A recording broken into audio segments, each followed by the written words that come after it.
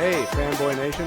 This is your pal Daffy Duck, and you're watching. We're watching Fanboy. Fanboy, fanboy, etc. Fanboy Nation. Dot, I assume Tom. Well done, Robert. It's a pleasure to talk to you. How do I pronounce your last name properly? Bellessa. Kerry Bellessa. Although you have questionable taste in music, I do not question your ideology when it comes to cinematography. All right, Robert. We can have that discussion, but I appreciate you. Bellessa also means beautiful in Italian and Spanish. I always tell everyone I'm ugly, but my last name is beautiful.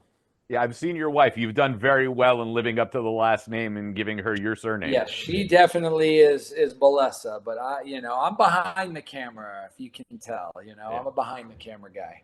Well, you have a beautiful eye because this is the second iteration of Amber Alert. You made the original in 2012 and decided to remake your own film. Both powerful iterations and something that I don't think gets enough attention, especially when it comes to child abduction.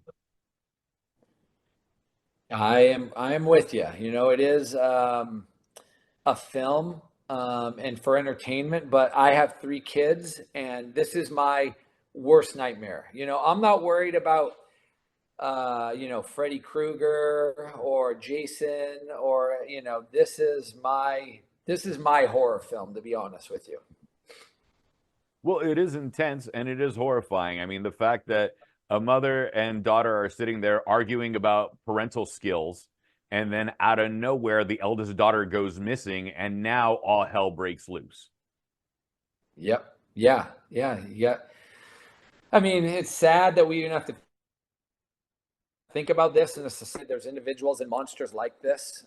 But yeah, what would you do? I mean, I lost my kid for about a minute at a grocery store like 7 years ago. And my heart rate was out of my chest. I was like, what is going on? Freaking out. I'm running up and down the aisles. Like, I couldn't imagine being in this situation. My heart goes out to individuals that have been through something like this. Was that the catalyst to write the original story? Is the moment that you lost your child in the grocery store and like, oh my God, this is the most horrific thing in the world? Or was there a story about an Amber Alert that you heard and you just had, your heart went out to that parent? Well, actually, like I know exactly. It was February of 2010. My wife and I were driving from Los Angeles to Phoenix to see my mother-in-law. And boom, we saw an active Amber Alert.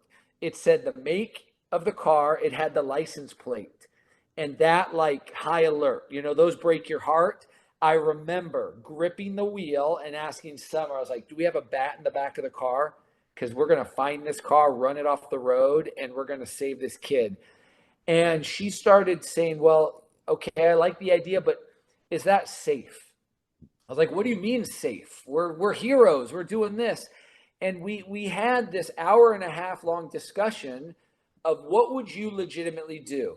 And she made some great points that I didn't even think about because I was like emotional and intense and rah, rah, rah. And after we talked about it, I went home that night and scoured the internet and was like, why hasn't anyone made this film? The idea is great. The setup, it's simple.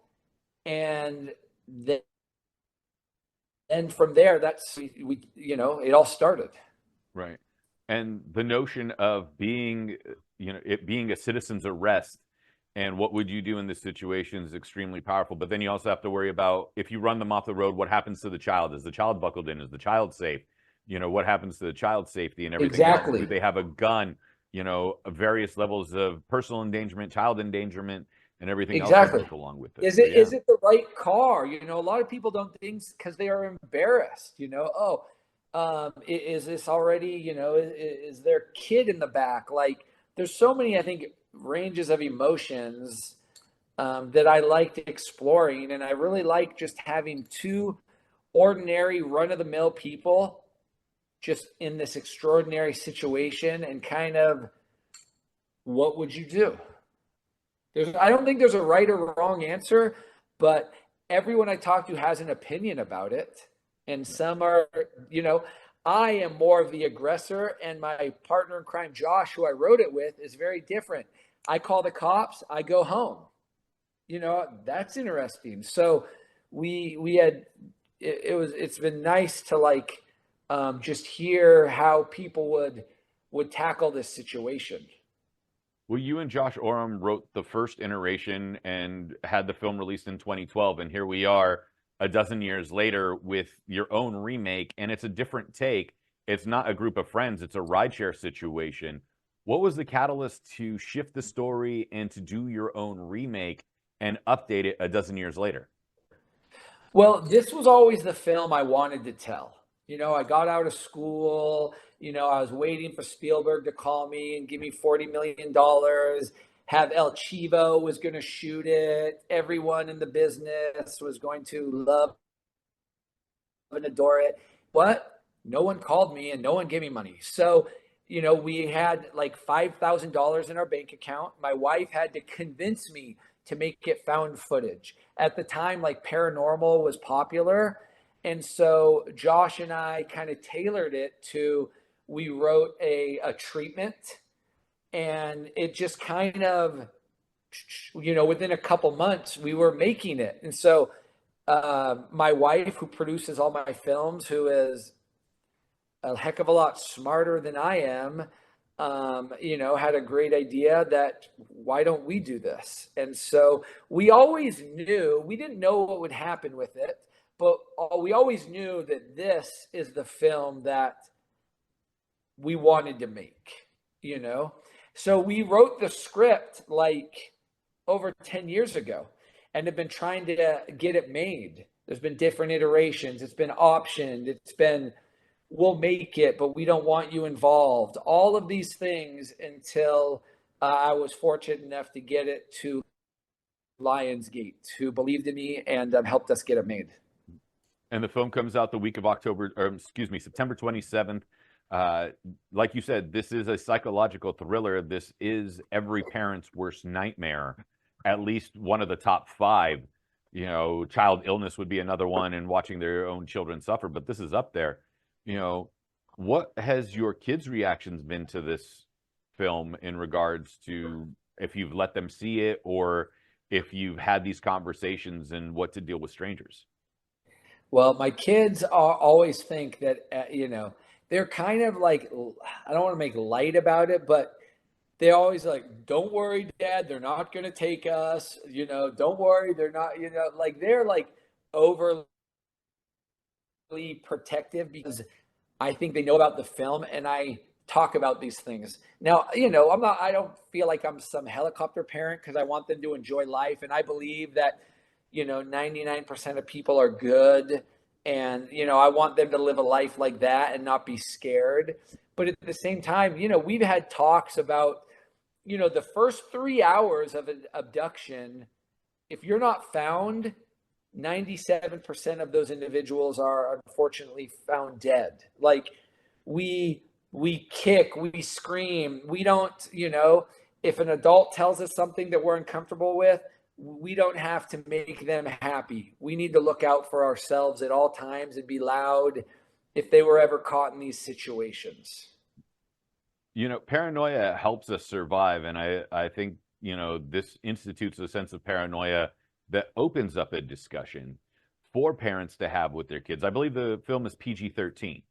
Yes, sir. Yeah. I would love that. Like this, it's fictitious. It's a film. It's for entertainment. But if this brings awareness, more people paying attention to Amber Alerts, talking to their kids, just being aware, I would love that. Because this, as I said, worst nightmare, having 3 kids. Kerry, how important was it to have that PG-13 moniker on there? Because, horror movies usually make more money if it's rated R, but here we are with a psychological thriller, but it opens up dialogue for parents at some point, that you needed that PG-13 balance. Like, how significant was it for that rating specifically? I mean, I think it was interesting. We had these talks with Lionsgate. There was different iterations where, do we take it? Because we had some that is definitely R. But I think we landed in a sweet where it's still intense, to have that maybe R rating feeling, but kids, can still go check it out. So, when we were making it, I don't know if I thought about it so much. That was more of when we were putting it together, talking with Lionsgate. But I'm glad. I feel good where it landed, and for the opportunity for lots of people to see it. And you have an absolutely incredible cast put together.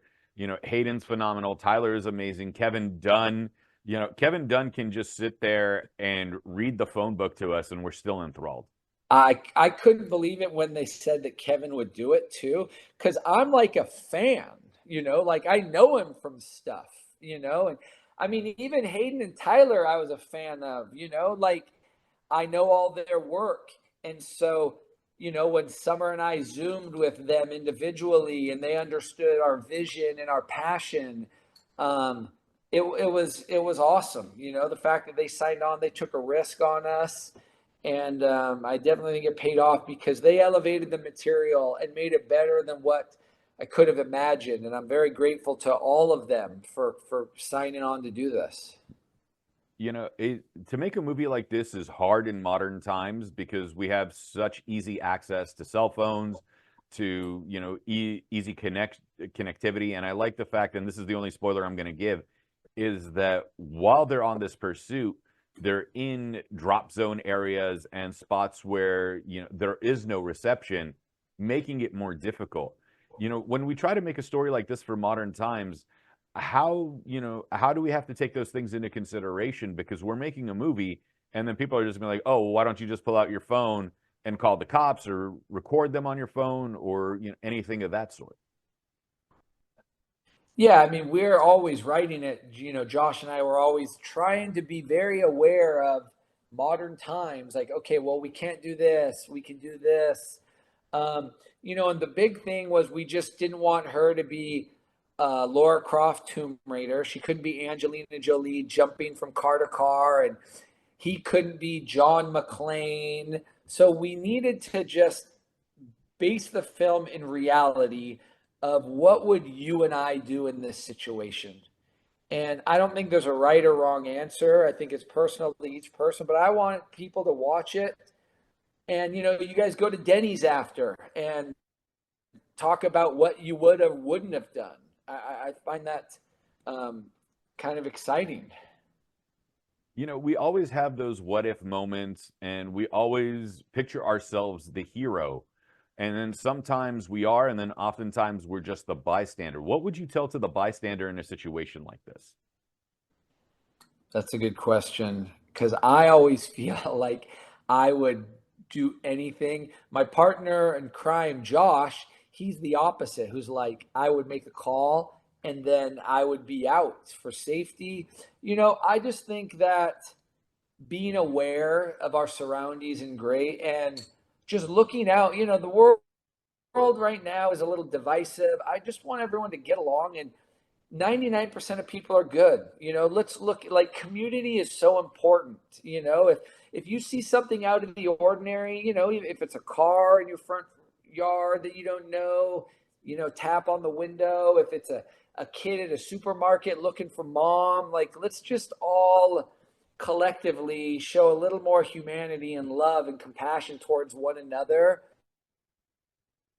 And we're going to write. Kerry, I could talk to you about this all day, but please let me know where we can find you on social media to continue the conversation about Amber Alert after we see it September 27th. Yeah, I'm good old Kerry Bellessa on Instagram, first and last name. You can come find me taking funny pictures. And yeah, just trying to work on spreading the good word. We don't have the Marvel marketing budget, so I tell everyone at my gym who's ever stuck in an elevator with me. I got people coming out.